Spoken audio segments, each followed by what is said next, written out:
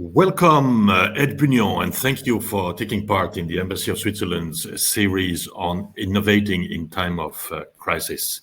You are the Vice President for Information Systems at the École Polytechnique Fédérale de Lausanne, in short EPFL.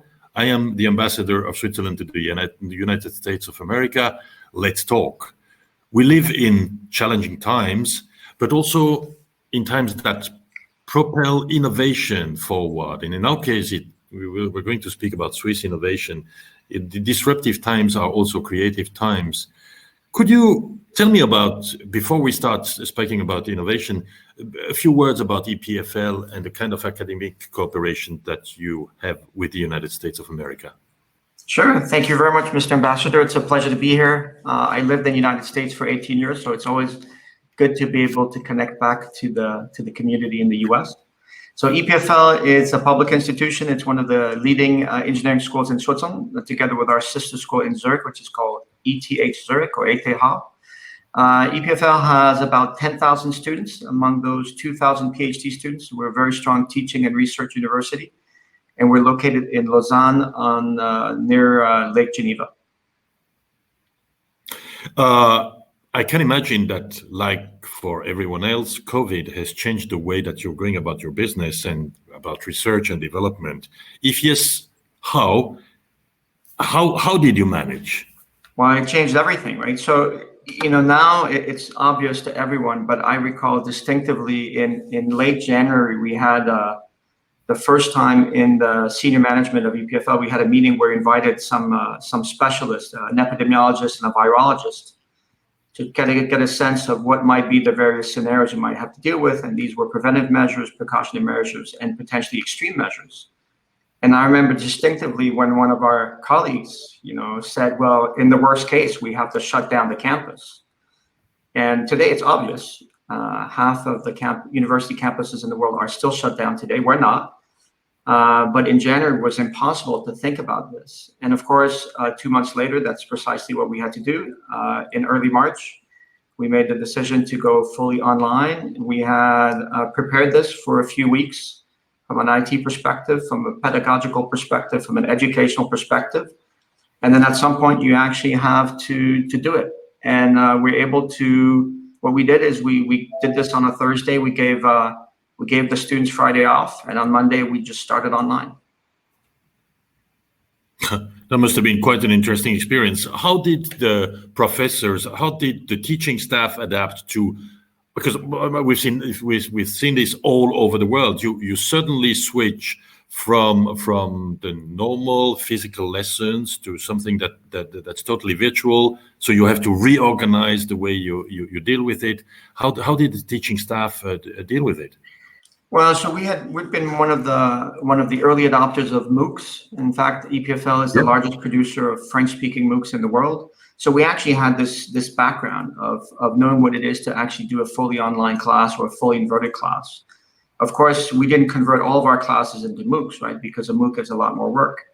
But what we did is we put together the necessary audiovisual equipment. We had enough laptops, tablets, cameras, microphones. We equipped people at home. And then we provided, from an IT perspective, the necessary support for all the teachers. And then what we need to thank at the end of the day is the teachers themselves, who did everything they could to make sure that they could continue the teaching during the semester, and then to the point where we're actually able to complete exams. And I think this is an example of what has been successfully handled in many universities around the world, including in the United States, which is a tremendous dedication by the educators and the teachers to keep the show going, even though it's very, very difficult. And difficult for our students. Did you also encounter some of the problems that we did encounter with bandwidth and the performance of the internet, and setting up the first meetings and realize that you wouldn't hear the one guy and you wouldn't see the other one, and so the sound was garbled, or were you already so technologically advanced that you didn't have to fight too much with these kind of problems? Yeah, so the mileage varies, but in general, the bandwidth and the network infrastructure in Switzerland is very good, and we're fortunate for this. So I wouldn't say it was the biggest issue. The biggest issue at the end, after a few weeks, is actually things that hit you in the real world, right? It's people with back pains because they have the wrong chairs. I mean, there are things you never think about that are associated with working from home on a permanent basis as students or as educators or as professionals. Right. Now, you also worked on a COVID app because you've been fairly active in trying to find solutions for the tracing apps, and I think you've been fairly successful, haven't you? Yeah, so actually one thing we did is, as soon as we sort of had made the decision that we were potentially going to close the campus, at that point, we established two things at EPFL and actually at the national level. One is an operational task force to precisely shut down and convert our campus into an online campus. And the second thing we did is we put together a research task force. And the research task force was aimed at organizing the scientific contribution to the COVID response. And many things actually have emerged out of that science task force, including new technologies for masks, viruses, vaccine tests, and so forth. What we did from what I worked on was the contact tracing solution using Bluetooth. We started this project in early March. And then this is where I leveraged my prior world contacts. I lived in California for 18 years. I knew a number of people, and we very quickly realized that for this to be successful, we also needed the cooperation and the support of the operating system vendors who own the cell phone operating system. That's obviously Apple and Google for Android. And so we started to have conversations with them. We had an idea of how this should be implemented in order to protect the privacy of citizens. We published a protocol, and in fact, that protocol was largely adopted and implemented into the cell phones of the world. So an effort that started in Lausanne that ended up involving 30 researchers across Europe is now running in billions of cell phones. At least it's capable to run on billions of cell phones, and it's in production in 12 countries in Europe, including Switzerland, of course. We were one of the first to deploy the technology.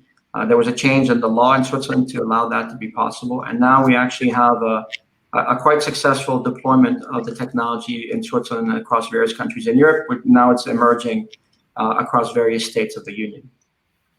You know, it's totally fascinating if you are in the US and you do realize that Switzerland is the #1 research and development investor in the United States of America. There is an intensity of contacts, both between the academic worlds and academia and the private sector, which is actually totally flabbergasting. And it shows once again that the kind of private-public partnership that we've been working on, and EPFL has actually been leading the way in terms of private-public partnership in Switzerland, that it tends to work, and this is very good news. Now, EPFL is traditionally, I mean, it's ranked amongst the top technical universities in the world, and we are extremely proud of this. Which particular strength of EPFL helped you particularly overcome the COVID crisis? Well, I think we have a very decentralized approach. Right? We provide in normal times, very broad autonomy for professors. We have 380 professors at EPFL, roughly. They have their autonomy to perform their own research. They raise their own grants. They run their own budgets. They have their teams. And so they're empowered. And one of the strengths of Switzerland as a country is it's very decentralized, it's a federal country. And people tend to be empowered at the regional and the local level. This was true within EPFL.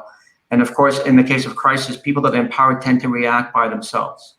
As long as we provide very high level, clear guidelines as to what can or should be done given the context, then the execution of putting in place this transformation happens in a very autonomous manner. It doesn't require a lot of top-down transformation and supervision of the task. And I think it's one of the strengths of the response is you need to trust people at the right level. You need to trust the citizens. Switzerland has managed to do okay through the first wave and through the current situation. And when I say okay, with the humility that we all have against versus the virus, but we've done okay largely because the rules and regulations were relatively clearly understood and communicated, and they always put the citizen at the center of the discussion. It's not about rules and enforcement. It's really about explaining what should be done and changing policies. Of course, we we had to do what we had to do, including closing down venues that were risks as a matter of prevention, but with much less stringent rules than other countries in Europe have had to do so far. How very Swiss an answer. It's really interesting that you would stress the importance of federalism even within such a big university like EPFL, just to have the kind of power devolution that gives the different units the autonomy to react in a proper manner and to use their strengths at the maximum. It's a very federalist answer. I think it should speak to the heart of quite a few Americans. I'm quite sure of that. Now, of course, it's a little bit too early to speak about after action reports and lessons learned, because we are still, if not in the midst, but maybe at the tail end of the crisis, at least I hope so. And I remember in my former jobs, I was involved in so many strategic exercises where we were planning for the next crisis, and we planned quite a few times for pandemics. Of course, the pandemic didn't happen the way we had assumed in the exercises we were running, by the way, together also with the United States of America back then. Now, for you, what are the medium and long-term implications that COVID or the next pandemic might be imposing on EPFL and on academic institutions in general?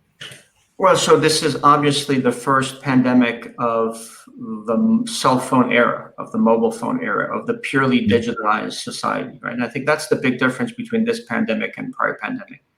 Now, of course, my colleagues in life sciences will also argue that this is the first worldwide pandemic that applies to the entire world, right? That actually it comes with a very deep understanding of the biology of the viruses involved. Much better, of course, than we had in the era of the Spanish flu. But this is, I think, the truly differentiating element this time is it applies to the modern world, and the modern world is fully connected and fully digitized. And the question of how to take advantage of this opportunity that we all have this supercomputer with all these features in our pockets, and at the same time not to create the risk of seeing a surveillance infrastructure emerge that will have very long-lasting impacts on the privacy of all of us is probably one of the biggest challenges. And that was the center point of our thinking at the beginning, was when we looked at this, which is, okay, if we were to build and deploy a solution at scale for the citizens of Switzerland, the citizens of Europe, or the citizens of the world, right?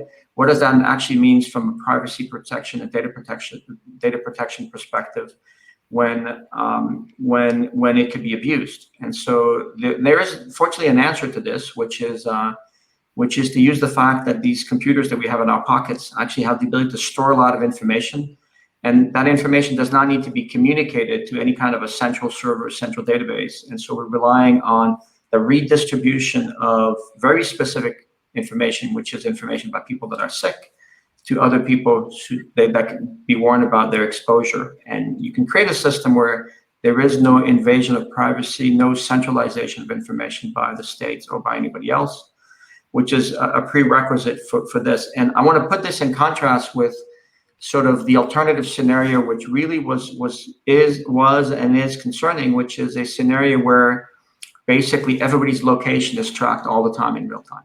Right? Because in a way, this is also how you can track the movement of the virus, because as I've been told, right, the virus doesn't move, it's the people that move. And so there is this immediate jump to conclusion that if we knew where everybody was at every point in time, that we could track the evolution of the virus. Of course, this comes at a phenomenal cost, invasion of privacy. And we've proven that this is not necessary, and that you can build solutions that are privacy preserving and do the same effect. Yeah, let me dwell on this a little bit, because frankly, that is something that speaks really to my own experience. Back on September 11th, 2001, I was intelligence coordinator in Switzerland, and we were witnessing the first developments of these technologies that in those days belonged to a distant future. From facial recognition to voice recognition, everything was in its infancy. And of course, being on the side of counterterrorism, we were all dreaming that these technologies would evolve into what they are today. And now we do realize how dangerous they are. Mhm. We do realize that there is an invasion of privacy that is actually absolutely frightening. And we need scientists, we need academic institutions to help us devise systems that are going to give the states the ability to track what has to be tracked without creating a kind of an Orwellian totalitarian state where there is no privacy left for anyone. So that's a fascinating task that you have on your hands. Yeah. So ethics. It's interesting from in terms of from a ethics perspective. Traditionally, the ethics commission in an institution like EPFL was largely about animal experiments, right? We have an ethics review board about what you're allowed to do with animals, which of course is expected and obvious. And there was always also a human research ethics commission, but the human research ethics commission typically didn't have a lot of work, because if you're dealing with mathematics and physics and the basic sciences, then you're not dealing with humans. We don't have a social science, social studies department. And right now, the Human Research Ethics Commission is seeing an exponential amount of work increase over the last few years. And that is because a lot more is around doing applying machine learning and artificial intelligence on data sets. And some of these data sets apply and relate to human information or personal information. And this needs to be monitored. So we're becoming more and more aware of this from an academic perspective. Of course, as academics, we also study what is the evolution of technologies, what is possible, what should be done. And a lot of the weaknesses of the solutions. My field, which is the field of computer science, is driven by speed. And it's speed of delivery of functionality to the user more than anything else. That's the metric that matters. And concerns around safety or fairness or privacy or security sometimes are sort of left as secondary objectives, because the primary objective is the speed of delivery of the capability. And one of our big vectors, as from an academic research perspective, is to see how we can basically reason about computer systems and very large computer systems that not only deliver useful functions, but that we can reason about their fairness or their safety property or their privacy properties. And my colleagues who drove the privacy aspect of these exposure notification solutions were really looking at this from this perspective. And that's why we're able to come up with what we think is a solid solution in a relatively short amount of time. It's because we had been thinking precisely about these problems from a privacy perspective for many, many years. Thank you so much. We are nearing the end of this interview, but I would like to ask you a last question. Again, coming back to COVID, is there a positive lesson that you've been, drawing from all these horrible times that we've been through? Yeah, of course. I think it's of course a challenging virus. Now, I've also been told by my colleagues in life sciences and the virologists that it could have been worse. It could have been more challenging virus that could also spread and become pandemics. So in a way, we got lucky. But it is a challenging virus. But there is a response that is quite solid. I think a number of countries have executed well with respect to their response. Of course, it needs to be decisive. The issue of the sustainability of the economic system is an important one. And so our country, Switzerland, we think did quite well in the very early days by making and taking very, very decisive actions to ensure the stability of the economic system and to all of the employers, large and small, in Switzerland. And then from a health perspective and a public health perspective, we understand enough about the virus. And I think the fact that we have still largely, and once you go through the noise on Twitter and on social networks and in some political spheres that are not considering science as the primary informer. If you exclude that, which is still in the minority, if you look on the worldwide basis, then we are looking at a science-based response to COVID. So the heads of states in charge in most parts of the world are looking at the scientific data. They're looking for the advice for scientists. They will follow the advice of scientists with the rollout of vaccines, as when those vaccines hopefully will become available. And I think is the promising answer, right? That's one of the lessons learned is that, and we'll see is countries that are looking at science and followed science will have done okay through the crisis. And hopefully that is a lesson learned for the next pandemics to come. Ed Bugnon, thank you very much for this fascinating talk, and good luck to EPFL, and keep climbing in the international rankings. Thank you. Thank you very much. Thank you for the invitation, Ambassador. Thank you.